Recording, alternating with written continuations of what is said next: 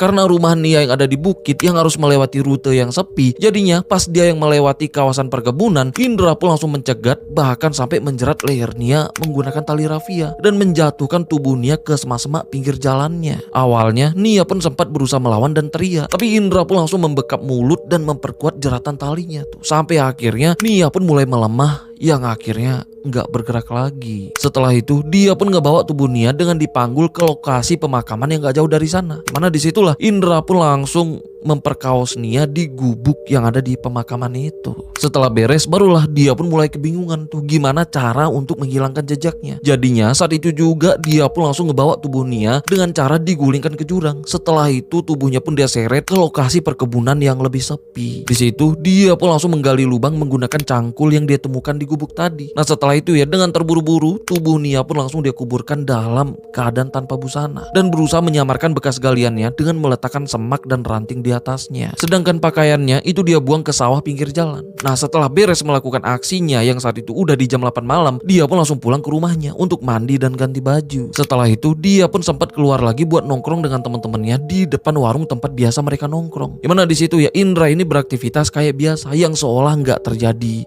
apapun.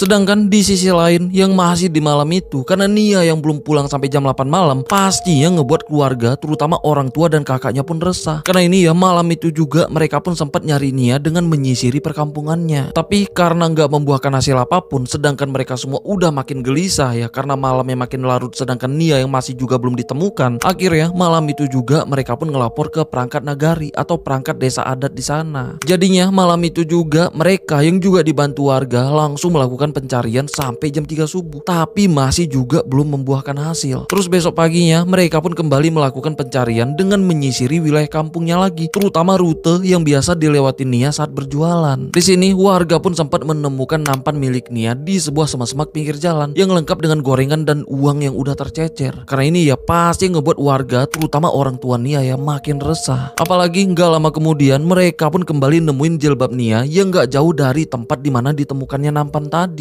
Nah karena temuan itu pasti ngebuat mereka semua makin resah dan curiga ada sesuatu yang gak beres yang terjadi dengan Nia. Jadinya ya orang tua dan warga pun langsung melaporkan hilangnya Nia ke Polres Padang Pariaman. Yang mana hilangnya Nia ini pun sempat menggegerkan seluruh masyarakat di sana. Dari sini pihak kepolisian yang dibantu warga pun langsung melakukan pencarian dengan menyisiri lokasi temuan nampan tadi. Nah setelah diselidiki akhirnya ditemuin jejak di semak-semaknya tuh. Itu kayak semak-semak yang baru dilewatin karena ada bekas lindasan di rerumputannya. Nah setelah jejak itu diikutin ternyata mengarah ke sebuah perkebunan. Di sana polisi dan warga pun kembali